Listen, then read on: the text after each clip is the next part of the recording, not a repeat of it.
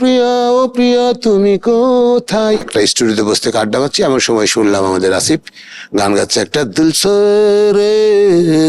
রে যে বাংলা করছে। তখন বিপাশা এসে আমাকে বলছে, বাবু ভাই আপনার সাথে একটা ছেলের পরিচয় করে দেবো, ওকে দেখেন না একটু।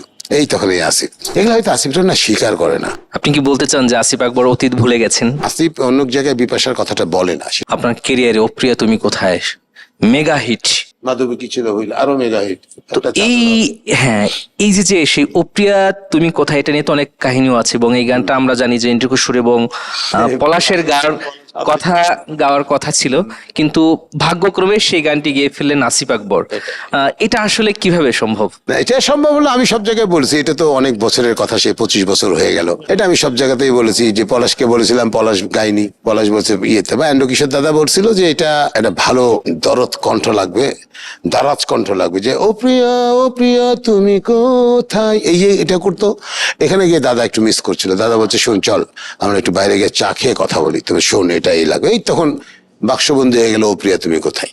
1 বছর পরে আমি একটা স্টুডিওতে বসে থেকে আড্ডা মারছি, এমন সময় শুনলাম আমাদের আসিফ গান গাচ্ছে একটা দিলসে রে যে বাংলা করছে। তো ওইখানে আমার হাতে তৈরি বিপাশা ছিল। তখন বিপাশা এসে আমাকে বলছে, বাবু ভাই আপনার সাথে একটা ছেলের পরিচয় করে দেবো, ওকে দেখেন না একটু।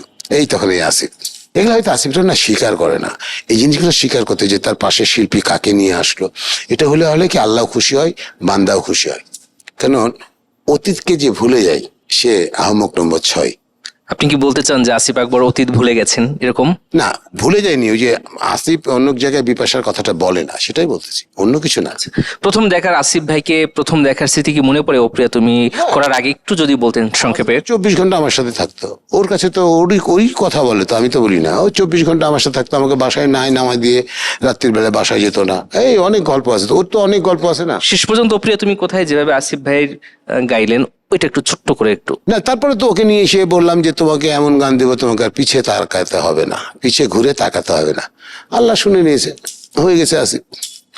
মাঝে আপনার এবং আসিফ ভাইয়ের মধ্যে একটা মানবাভিমান ছিল, এখন বর্তমান সম্পর্কটা কেমন এবং এই মানবাভিমানটা আসলে কেন তৈরি হয়েছিল? মানবাভিমান না থাকলে মানুষের সাথে সম্পর্ক গাঢ় হয় না। একটু অভিমান থাকা ভালো। এখন তো আসিফের সাথে আমার আড্ডা হয়, অমুক হয়, গল্প হয়, তারপর গান করছিলাম না, চুপচাপ কষ্ট করলাম। 18 বছর পর আমি চুপচাপ কষ্ট করছি, এখন সব সম্পর্ক ঠিক আছে।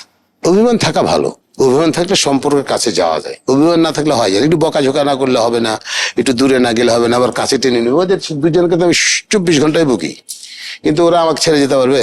এরা ছেড়ে যেতে পারবে না। তো সেরকম আসিফরা বলেন, আতিক হাসান বলেন, সুমন্ত মারা গেছে একটা চাদর হবে, বাচ্চু ভাই, জেমস এখনো ফোন করলে এক ফোনেই ফোন ধরে। এইগুলাই ভালোবাসা, অন্য কিছু না।